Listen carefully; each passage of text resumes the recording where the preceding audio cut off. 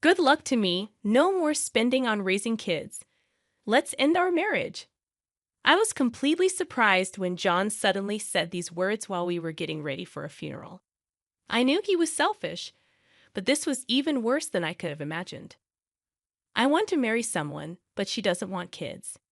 If Charlie is still alive, I'll keep losing money on child support and medical bills, right? Oh, what a relief. It felt terrible that this man was Charlie's father, but I agreed to the divorce. My mind cleared, but inside I was boiling. I agreed to the divorce. Yeah, then I'll take the house, so leave as soon as possible. Just wait until the funeral's over. Fine with that. John left on the day of the funeral. I read Charlie's will. Jane turned pale while relatives glared at him with fierce faces. It was time for a counterattack. I'm Natasha, a 42-year-old housewife. I used to translate for a company, but now I freelance. My husband John is 45, 3 years older than me. We married when I was 29, and he was a client at my company. The next year, our son Charlie was born, but John, being selfish, hardly helped raise him.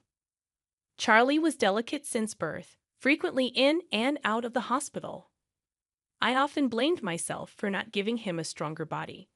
But despite his struggles, he bravely faced treatments and held on for 12 years. Things got worse around his 12th birthday. During his first rainy season, constant coughing plagued him. His body rejected food, and his fever wouldn't break. We hurried him to the hospital, tried 4 treatments, but his symptoms barely improved. Mom, sorry for being in the hospital again. No need to apologize. You'll get better, right? Yeah, I'll do my best. With a weak smile, Charlie spoke. Tears welled up in me, but I held them back, not wanting to show weakness in front of him. After Charlie finally dozed off, I called John, but no matter how many times I dialed, he didn't answer. Thinking he might be in a meeting, I switched to messaging. John replied the next morning. Seeing his message, I called him immediately, and this time he answered right away. What's up so early? Don't give me that. Why won't you come? Charlie's fighting so hard. Well, my presence won't cure him, right? And by the way, the hospital bills must be adding up. Tell the doctor to bill him quickly. What? How can you say that? Can't hear you. I'm off to work. Wait. John hung up without listening. He had always been indifferent toward Charlie, but this level of cruelty was new. I gripped my phone, shaking with anger. Even as the rainy season gave way to summer, Charlie's health didn't improve. Doctors doubted he'd make it to winter, so I scaled back my work to be with him as much as I could. Mom, you've been with me all day lately. Is your work okay? It's fine. I'm handling everything from home, so don't worry, if you say so. Charlie didn't seem convinced. He probably thought my work had slowed down because of him. After that chat, to spare him stress, I started bringing my laptop and working right in front of him. Charlie loved books and spent most of his days reading. He also enjoyed studying and would join the hospital school when he felt up to it. I wanted to let him do anything he wished, but John wasn't happy about it. Not only did he avoid visiting Charlie, but he also complained constantly at home. Hey, is that kid still not discharged? Staying in a private room, huh? What a waste of money. How can you say that when your son is fighting so hard? Why don't you visit him for once? I'm busy, okay? You visiting him is enough. John's attitude never changed, and he never visited Charlie in the hospital, despite being his father. I knew Charlie must be lonely, but I understood that forcing John to visit against his will wouldn't help, so I didn't push it further. By now, John often came home late, smelling of alcohol. He claimed it was for client entertaining, but lipstick on laundered shirts and motel receipts hinted at an affair. He had no time for Charlie, but made time for another woman. My love for John had faded, but I hesitated to divorce him, fearing it would upset Charlie. Despite my feelings, I endured it. Meanwhile, Charlie's health deteriorated. Summoned by his doctor, I received shocking news. I'm sorry, but he only has about a month left. What? Doctor, can't you do anything? As tears streamed down my face, The doctor assured me, "We'll do our best until the very end." For the next half month, we continued treatment, consulting with the doctor. However, Charlie's condition continued to weaken. Am I going to be gone soon? What are you saying? There's so much more you want to do, right? I encouraged him with those words, but privately cried away from his sight. When the doctor finally declared further treatment futile, I decided to bring Charlie home for his final moments. Are we going home? Yes, the doctor said. A change of scenery for a few days would be good. Yay. Charlie's weak yet childlike response made me fight back tears. I informed John, but all he said was "etch" and left the house. This man is beyond redemption. I had completely lost hope in him. The discharge was set for the next evening, so I busied myself with preparations and paperwork. While packing Charlie's belongings, he suddenly asked me, "Mom, do you love Dad?" Taken aback by the sudden question, I stopped what I was doing. Charlie continued without waiting for my response. "Dad doesn't seem interested in me or you, so if you don't love Dad, I want you to divorce and live your life." Charlie must have sensed that things weren't going well between John and me, but as a parent, I couldn't let him worry about us until the end. I quickly put on a smile and replied, "What are you talking about? I love your dad, and he cares about us too. He's just too busy to visit, so don't worry, okay?" But okay. Charlie didn't seem convinced, but he dropped the matter. After that, he fell asleep, and I breathed a sigh of relief. 2 days later, Charlie passed away at home with me by his side. John never showed up till the end, and I stayed by Charlie's side, holding his hand. "Charlie, Charlie," I wailed, holding onto his cooling body, reminiscing about every moment since he entered my life. The doctor and a nurse who had been by our side since Charlie's youth joined us in mourning and explained the next steps. One of them handed me a letter from Charlie's bag. "This is from Charlie," he said, "to give it to you if anything happened." I received the letter from Charlie, expressing gratitude to the doctor and the nurse. Alone without John's assistance while Charlie battled his illness, I could only feel thankful for those who supported us during this challenging time. After they departed, I opened the letter beside Charlie. Its contents surprised me. What is this? Charlie's letter not only conveyed his gratitude, but also revealed something startling. Even as the funeral director discussed arrangements, I found my mind consumed by the letter's contents. Despite this, for Charlie's sake, I had to decide on the details, planning a modest and homey funeral. Then, the day before the funeral, John finally appeared, still smelling of alcohol. Alone, I had no energy left to confront him. John, noticing my exhaustion, casually remarked, "You aged," as he pulled out more alcohol from the fridge to drink. "Tomorrow is Charlie's funeral. Where have you been? I told you I was at work. What's with all these complaints? Why did I marry such a man? No, without him, I wouldn't have met Charlie." My mind was in turmoil. Charlie is no longer with us. Oh yeah, that's right. His attitude, as if Charlie was some distant relative, filled me with simmering anger. But arguing with him was pointless. So I decided to focus on the funeral arrangements for the next day. Good fortune for me, no more child-rearing expenses. Let's get divorced. What? I couldn't conceal my shock when John suddenly uttered this during the funeral preparations. I knew he was selfish, but this was too much. There's a woman I want to marry, but she doesn't want kids. So with Charlie alive, the child support and medical expenses would drain my money. Ah, what a relief! How terrible I felt the chill run through me that such a man was Charlie's father. As my mind cleared, my anger surged. Fine, I agree to the divorce. All right then, I'll take the house. Get out as soon as you can. Just wait until after the funeral. Is that okay? John left on the date of the funeral. I read Charlie's will. John turned pale, and relatives glared at him with fierce expressions. Now it was time for my counterattack. The will, penned by Charlie, exposed John's affair.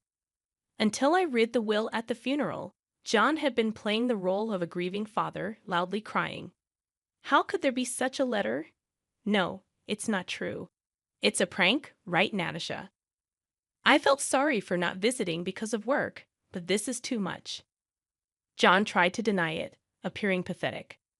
I silently took out an envelope from my bag and thrust photos in front of John. What? You took pictures? Disturbed by being caught in a photo, like being seen with the woman, arm in arm within this picture. Ah, no. As John stumbled over his words, his face still pale, I smiled sweetly and asked the relatives to pass around a few photos. Whispers of disgust and small cries of shock arose from all around. Despicable, not visiting his frail son, but with this woman in such a scandalous manner. The glares at John intensified, and he slumped down in his seat. I then presented John with the divorce papers. He looked up at me in shock, his voice cracking as if he was about to cry. You didn't pay attention to me because you were always nursing him. It was just a fling. Forgive me, I don't want a divorce. Not paying attention? You're not a child. I repeatedly asked you to help me nurse him, but you always ran away claiming work as an excuse. But nursing is dirty. As soon as John said that, he disappeared from my view, and when I looked down, he was crawling on the floor, with my father-in-law standing over him, breathing heavily. You, what do you mean nursing your own son is dirty? Enough with the jokes. A parent who doesn't care for their child isn't a parent at all. You're the lowest of the low. My in-laws had always adored Charlie. They celebrated every hospital discharge with a meal, bought Charlie his favorite things, and never missed a visit. They had been covering for John, believing his excuses about being busy at work, never imagining their son could be such a disgrace. Tears streamed down their faces as they glared at John, who sat in disbelief, clutching his cheek where he'd been struck. Natasha, I'm so sorry. We had no idea. If we knew he was such a man, we would have encouraged you to divorce him sooner. We are truly sorry. They began to bow deeply, and I hurried to lift them up. It wasn't their fault. Charlie loved his grandparents, and their presence was one reason I hadn't divorced John. You guys are not to blame. Look, Charlie's letter says thank you and stay healthy. Charlie and I both love you very much, Natasha. Thank you, sorry, Charlie. My mother-in-law hugged me, sobbing quietly. My father-in-law was also crying, apologizing to me. John, finally coming to his senses, stood up and pointed at me, yelling, "Don't be ridiculous. She's just an old lady who couldn't even take care of her husband, a failure of a wife." As my father-in-law lunged towards John, I stepped in front of him. John looked at me with a fearful yet defiant glare. What, you got something to say? Not really. This is reality. No one here is on your side. And make sure to pay back the money you've borrowed from many people, haven't you? How do you know about that? At my words, relatives who had lent John money began murmuring after reading Charlie's letter. I had informed the relatives about John's extravagant spending on a woman from a nightclub who enjoyed luxury items and overseas trips. John, funding all of it, could never afford such a lifestyle on his salary alone. Realizing this, I checked if anyone had lent him money, and to my surprise, it wasn't just John's relatives, but mine as well. Under the guise of Charlie's medical expenses, while I had initially informed them just to thank and promise repayment, with the current situation, they realized John had used the money not for Charlie, but for his affair. Don't play games with me. I lent that money thinking it was for Charlie. Give me back my $20,000 right now. Same here, I want my $40,000 back. These words triggered a cascade of demands from various relatives for the money they had lent. John looked around, his face turning paler with each claim. Then he turned to me, smiling weakly. Natasha, we're a couple, right? You'll help me, won't you? What? Are you serious? You didn't help with nursing, didn't contribute to the medical expenses, or even the living expenses, and instead borrowed from everyone for your own selfish needs. Unbelievable. Why would I help you? Don't say things like that with a pathetic voice. John slumped back down, seemingly out of energy to retort. I looked down at him, ready to deliver the final blow, and called to the entrance, "Cheryl, please come in." "Cheryl? Why is she here?" John's face was a picture of sheer panic as he stared at the entrance. The woman named Cheryl walked towards me hesitantly. She looked plain with light makeup, a stark contrast to the woman in the photos. I invited her on Charlie's last day. She was with you, right? I thought it would be nice if she could attend the funeral. I'm sorry about this. Save it. No need for such superficial words. Cheryl closed her mouth tightly at my response, her face as pale as John's. I handed her some documents. I called you here today to sign these. Please read them carefully and sign. $100,000. I can't pay that. It's impossible. It's not for you to decide whether you can pay or not. Cheryl pleaded with me through her eyes, but I wasn't ready to let her off the hook easily. John, trembling, positioned himself between Cheryl and me. What now? It's my fault, so please forgive Cheryl. Demanding $100,000 from her is just too cruel. Why should I? I'm merely asking for compensation for the affair. John raised his eyebrows and let out a heavy sigh, inwardly screaming that I'm the one who wants to sigh. I waited for John's next words. That's because Cheryl is fragile, unlike you. How do you expect her to earn $100,000? How cruel can you be, John? Cheryl clung to John's back, both seemingly lost in each other. The icy stares weren't only from me. The relatives were ready to voice their disapproval. But I decided to add fuel to the fire.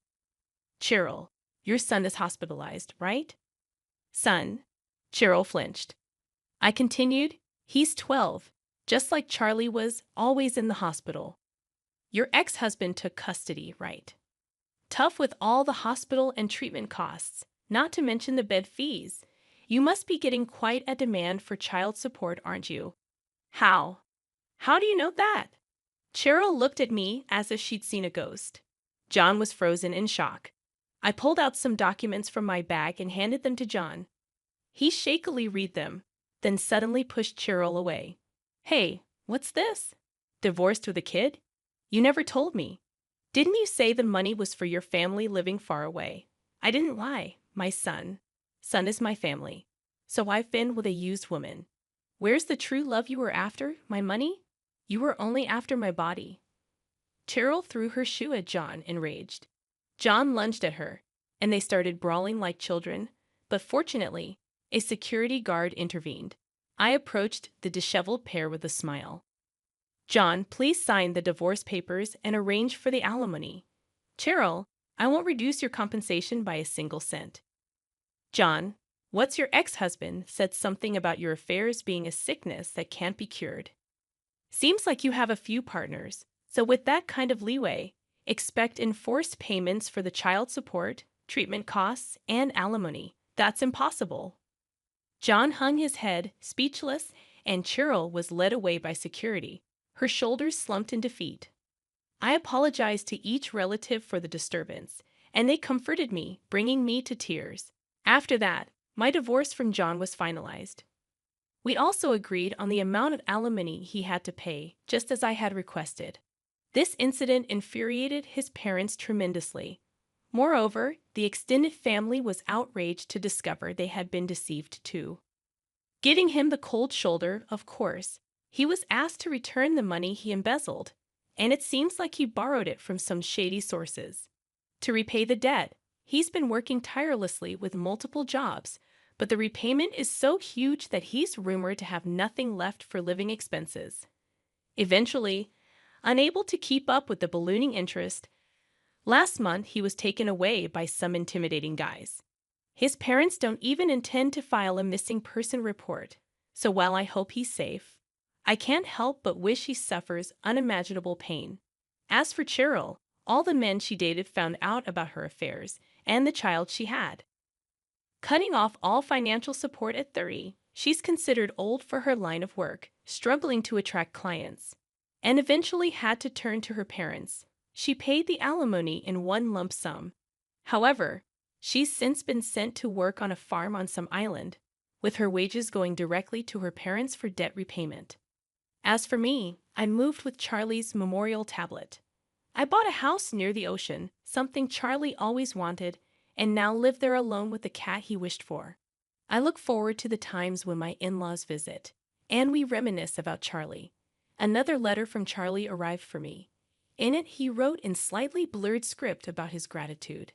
Apologies for leaving for heaven first, and his wish to be my child again in another life.